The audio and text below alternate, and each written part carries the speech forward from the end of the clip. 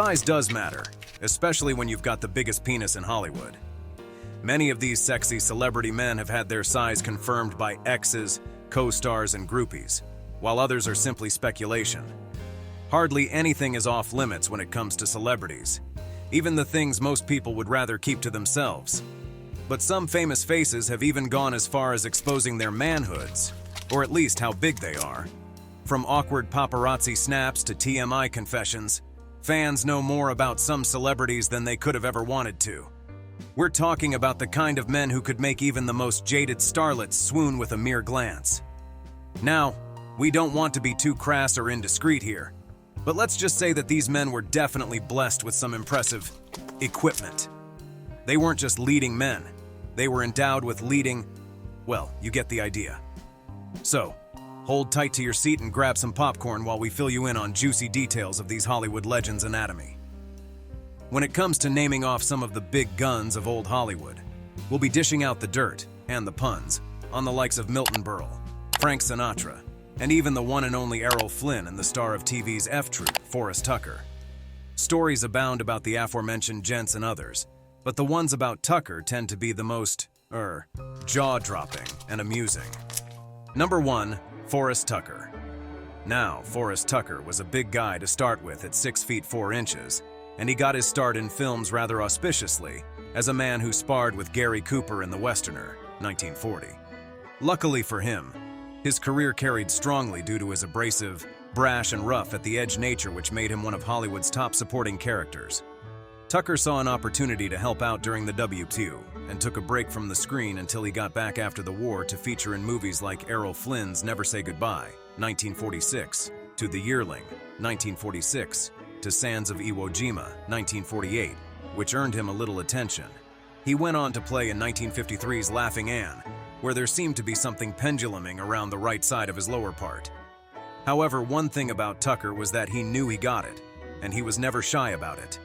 In fact, he prided himself with it. His role in the wildly successful Anti-Mame, 1958, shows him in white fox hunt pants which showed a big bulge that caused a stir, and even continues to cause it till this day. In fact, Tucker even gave his member a nickname, the Chief. At the famous George Cukor's afternoon parties, Tucker was used to swimming nude just to show off what he's got for everyone to see. He also had a liking for women throughout his life as he was married to 4 wives. Tucker definitely lived a fun life, and he would not limit himself to anything or anyone. Who gets into a brawl or contest on who's got the bigger member? Yes, Forrest Tucker. Tucker had many raucous moments from contests as to who was the biggest, and he handily won over Johnny Weissmuller, who was reportedly huge. One time a tourist found him asleep at a massage table, wearing only a towel and eager to see what was underneath. He checked and shocked by the sight of Tucker's chief. He went on screaming, "Fuck the Grand Canyon!" Tucker remained a beloved figure in Hollywood until his death from lung cancer and emphysema in 1986. And with tales like these, it's no wonder to see why his legacy lives on, and why some are still fond of him. Number 2. Frank Sinatra. With a career that spanned 6 decades in both singing and acting, Frank Sinatra was one of the biggest stars of the 20th century, famed for his achievements on the stage and in front of the camera, and for his raucous personal life and escapades, especially as a member of the famous Rat Pack. Frank Sinatra left an indelible mark in the world. While his talent as a singer and presence as an actor certainly helped solidify that reputation, Frank Sinatra was known for many things beyond being an actor or musician. He was especially famous among women for womanizing and philandering. Frank's affairs were as numerous as his songs. Between 1954 and 1971, in between brief marriages to Ava Gardner and Mia Farrow, he conducted an incomparable, prolific love life with everyone from Hollywood royalty to cigarette girls, all the while, as daughter Tina writes, failing to make a truly intimate connection with any of the 100s, if not thousands of women he bedded. His conquests included Ava Gardner, Marilyn Monroe, Lana Turner, Marlene Dietrich, Lauren Bacall, Juliette Prowse, and Mia Farrow. Despite not an intimate connection, Frank seemed to be connected to every lady in one way or another, and definitely not someone with a tiny duck would desire something like this. It has to be someone endowed. I don't think it is fair to even blame Ava Gardner for being overly stuck up with Sinatra, because who wouldn't? In an interview, Gardner tried making an excuse for why women like to sleep with her husband, but I think she was referring more to herself. In her words, he is only 110 pounds, but 10 pounds of it is cock.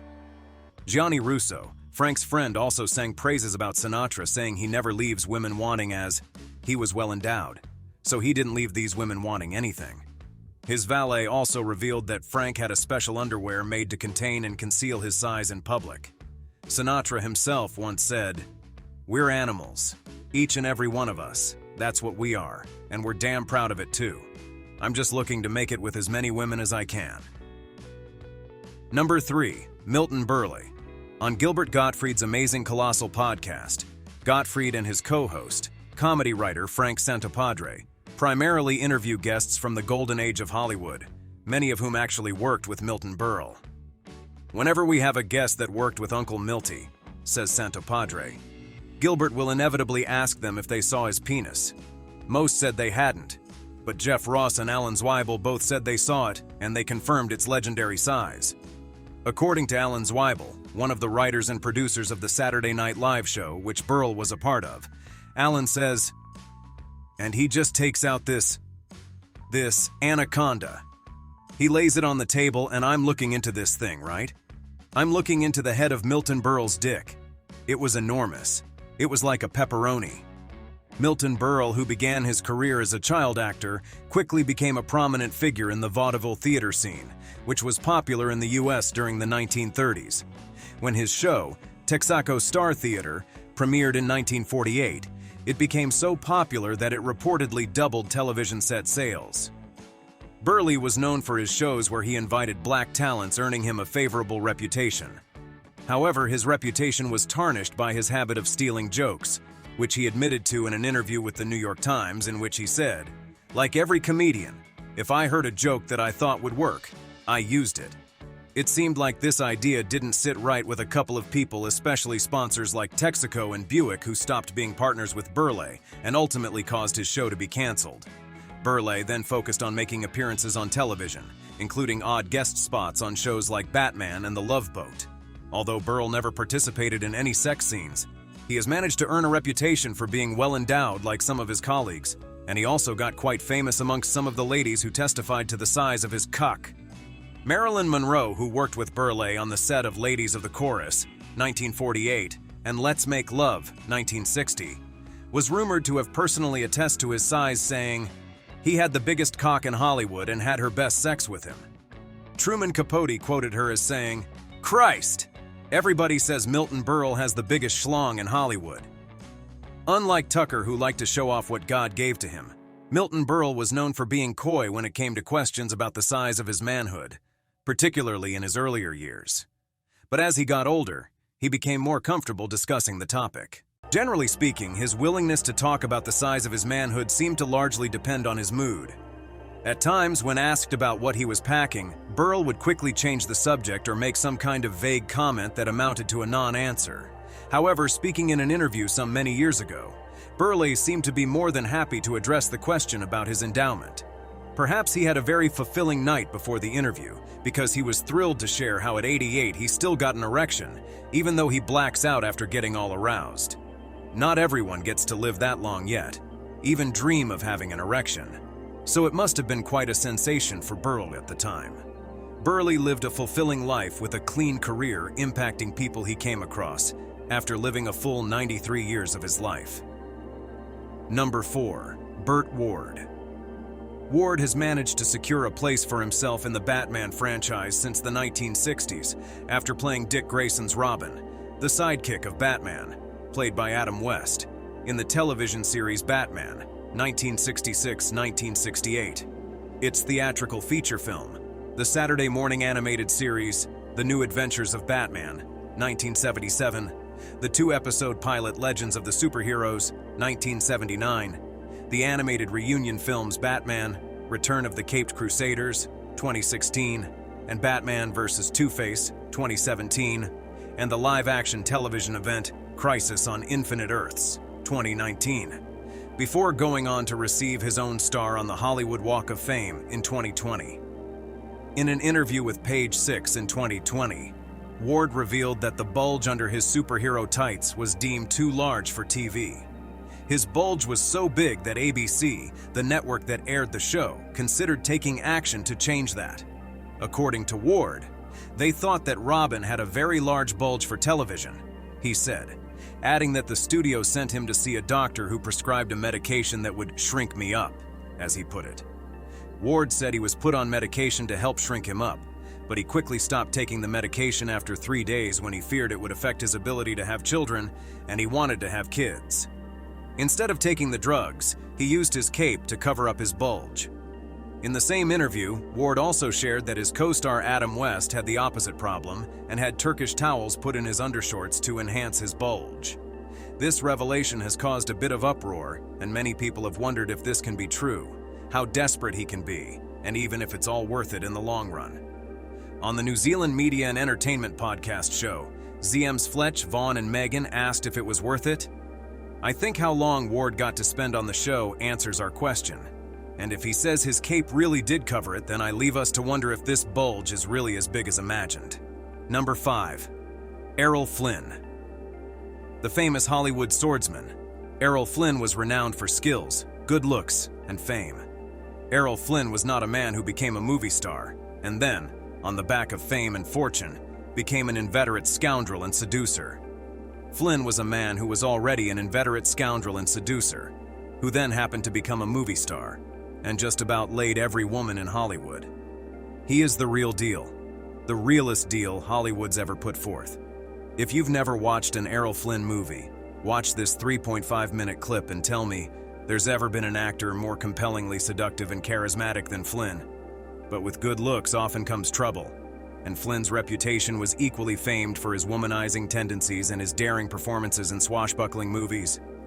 Flynn's real life was every bit as chaotic as his on-screen performances. He was often kicked out of school due to troublemaking and fighting.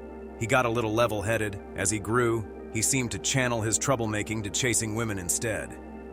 Despite 3 marriages and numerous affairs with Hollywood legends like Carole Lombard, Marlene Dietrich, and Tyrone Power, Flynn's off-screen behavior was often the subject of scandalous gossip. There was a particular story where he reportedly played a piano solo of "You Are My Sunshine" with his large endowment at a Hollywood party. He was also popular in Hollywood for his sex drive, and he was never ashamed of it, and was particularly drawn to underage girls, which has almost put him in problems after he was charged for sexual assault in 1942. 2 teenage girls, Betty Hansen and Peggy Satterley, filed a case of assault against the superstar.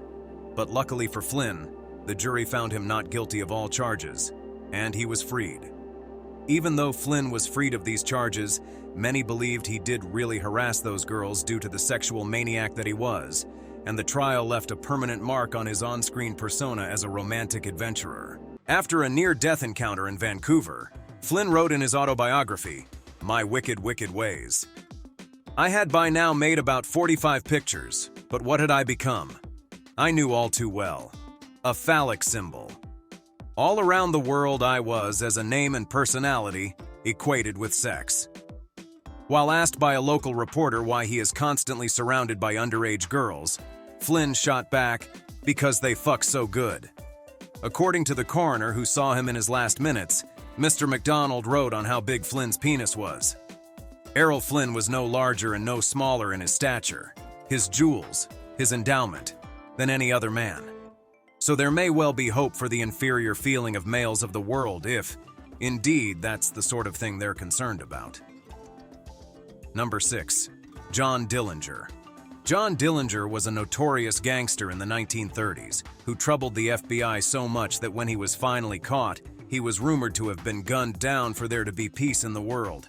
However, we would probably wonder what stealing or being notorious has to do with a large duck.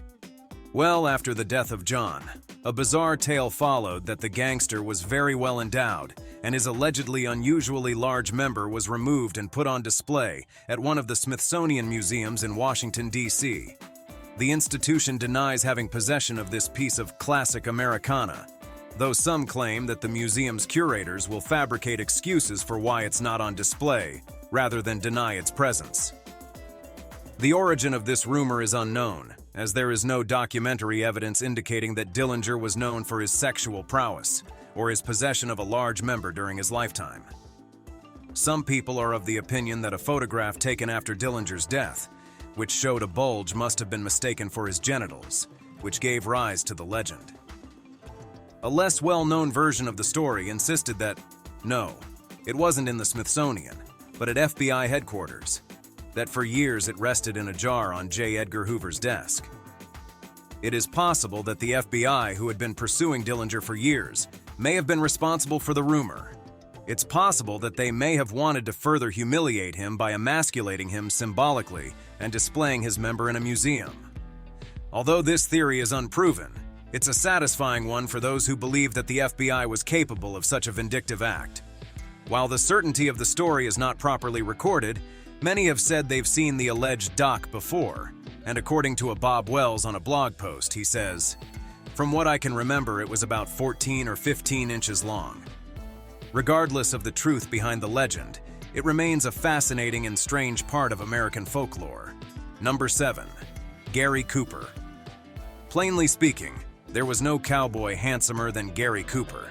In his early films, he was glamorous on a horse, his eyes lined, his face powdered, yet somehow right at home in the saddle. Cooper became a hero to many, even as he developed a reputation as one of the most notorious philanderers in Hollywood. He had stiff competition: Clark Gable, Spencer Tracy, the list goes on. But Cooper may or may not have slept with every single co-star. No matter his age, no matter their age, he was insatiable, before and during his marriage. He engaged with anyone recklessly, and it was the work of the fixers to reconcile his moral righteousness on screen with his philandering off screen. They ensured that the gossip magazines and the studio system at large never caught, never denounced, and held up Cooper as a paragon of American values. Of course, the way he looked in pants didn't hurt. In 1929, Cooper filmed The Wolf Song with Lupe Velez, where he plays a cowboy who somehow makes his way to Taos, where he meets Velez and falls in love, but nevertheless feels drawn by the call of adventure. The film brings Cooper and Velez together, and they soon begin an affair and are almost married. Velez purportedly claimed that Cooper has the biggest organ in Hollywood, but not the ass to push it in well. Women seemed to line up for a taste of Cooper, and he sure dished for who met his fancy. According to Tallulah Bankhead, who played alongside Cooper in Devil in the Deep, 1932, she says, "The only reason I went to Hollywood was to fuck that divine Gary Cooper. Girl deserves an entire column, but what you need to understand now is that it appears she achieved her goal, as did almost all of Cooper's co-stars."